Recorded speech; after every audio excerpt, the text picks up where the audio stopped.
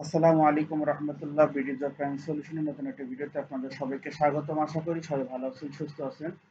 তো ভিউয়ার্স, আজকের ভিডিওতে আমরা বাংলাদেশ জাতীয় গোয়েন্দা সংস্থা এনএসআই এর নতুন সার্কুলার নিয়ে আলোচনা করব। অনেকেই জানতে চাচ্ছেন যে এনএসআই এর নতুন সার্কুলার কবে প্রকাশ করবে, এবং অনেকেই এটি জানতে চাচ্ছেন যে নতুন সার্কুলারে কি এইচএসসি পাশে আবেদন করা যাবে কিনা।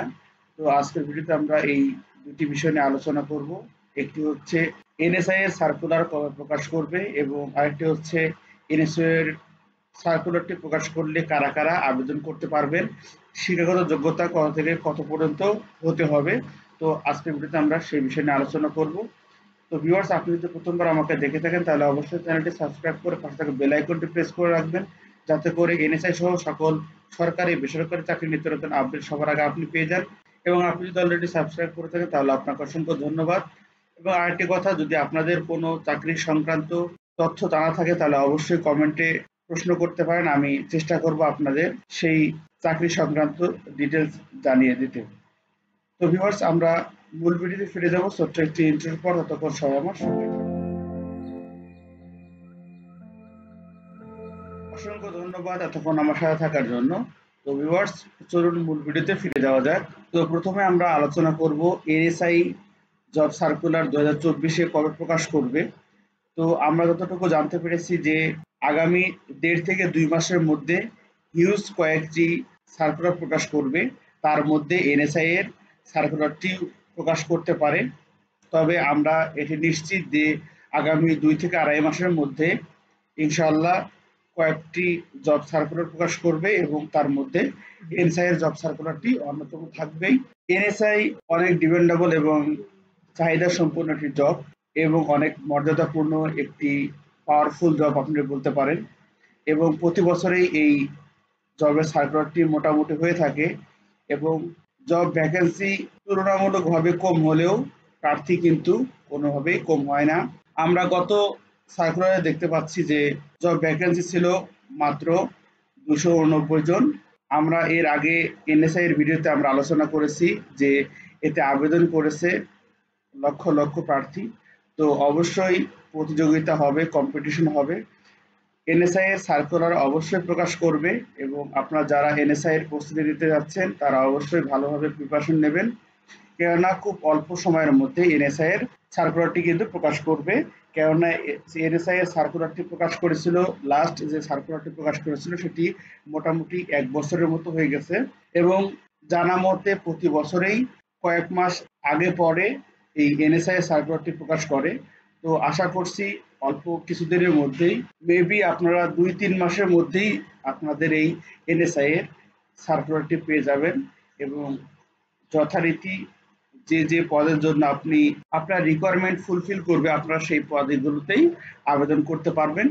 তো ভিউয়ার্স, অনেকেই আমাকে প্রশ্ন করতেছিলেন যে এনএসআই তে কি এইচএসসি পাশে আবেদন করা যাবে কিনা। হ্যাঁ, এটি কমন প্রশ্ন।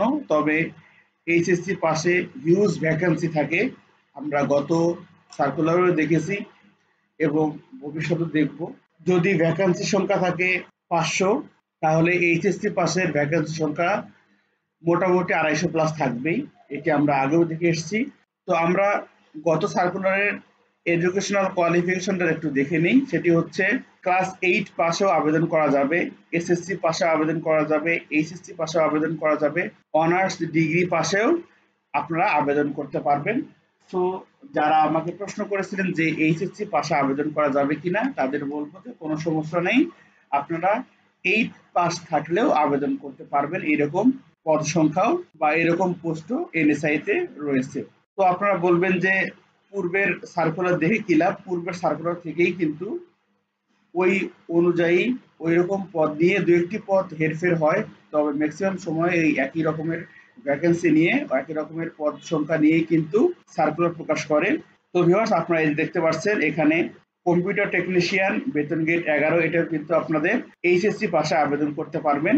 তবে বাহ্যিক কিছু কোয়ালিফিকেশন লাগে।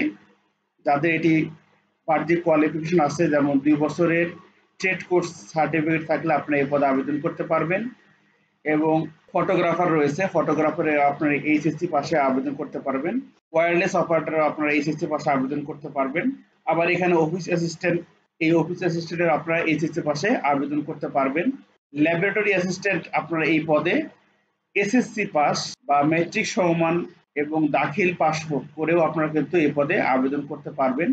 রিসিপশনিস্ট এই পদে কিন্তু আপনারা এইচএসসি পাস করে আবেদন করতে পারবেন। তবে এখানে বাহ্যিক যোগ্যতা লাগে, সেটি হচ্ছে উচ্চতা এবং বুকের মাপ 5 ফিট 6 ইঞ্চি উচ্চতা লাগে ছেলেদের জন্য এবং 5 ফিট 2 ইঞ্চি লাগে মেয়েদের জন্য এবং বুকের মাপ 30 থেকে 32। আর একটি আলোচিত যে পদটি রয়েছে সেটা হলো ফিল্ড স্টাফ। আপনারা জানেন ওয়াসার কনস্টেবল থেকে কিন্তু ফিল্ড স্টাফ পদটি নামকরণ করা হয়েছে। এই ফিল্ড স্টাফ পদে হিউজ পরিমাণে দেখেন আপনি এখানে মাধ্যমিক পাশে অর্থাৎ এসএসসি পাশে দাখিল সমমান পাশে কিন্তু আপনারা এই পদে আবেদন করতে পারবেন। পদ সংখ্যা ভ্যাকেন্সি ছিল 289টি, তার মধ্যে 175 শূন্য পদ হলো ফিল্ড স্টাফে অর্থাৎ আন্ডার এসএসসি পাসের মধ্যেই। তো যারা আমাকে প্রশ্ন করেছিলেন যে এইচএসসি পাশে আবেদন করা যাবে কিনা, তাদের বলছি যে হিউজ পরিমাণে শূন্য পদ রয়েছে আপনাদের এই এসএসসি পাশের আন্ডারে। এবং এখানে আরেকটি পদ মিসিং রয়েছে, সেটি হলো junior field officer. Junior field officer কিন্তু আপনি এইচএসসি পাশে আবেদন করতে পারেন, সেটি 14তম গ্রেডের একটি ভালো মানের পোস্ট। তো আপনি যদি এসএসসি পাস হয়ে থাকেন তাহলে অবশ্যই আবেদন করতে পারবেন এবং ভালো ভালো পদেই আবেদন করতে পারবেন। তো এখন আপনার প্রয়োজন শুধু প্রিপারেশনের। তো যারা আমাকে প্রশ্ন করেছিলেন যে এনএসআই এর সার্কুলার কবে প্রকাশ করবে, তাদের বলবো যে আগামী 2 থেকে 3 মাসের মধ্যেই এনএসআই এর সার্কুলার আপনারা পেয়ে যাবেন। এবং যারা বলেছিলেন যে এইচএসসি পাশে আবেদন করা যাবে কিনা, তাদের বলবো যে অবশ্যই এইচএসসি পাশে আবেদন করা যাবে এবং অনেক ভালো ভালো পদে আপনারা আবেদন করতে পারবেন। এরপর আরেকটি বাড়তি তথ্য দিয়ে যাচ্ছি, যেহেতু এনএসআই হলো প্রিয় সরকারি একটি জব, সুতরাং আপনারা 30 থেকে 32 বছরের মধ্যে আপনাদের বয়স থাকলে আপনারা কিন্তু আবেদন করতে পারবেন।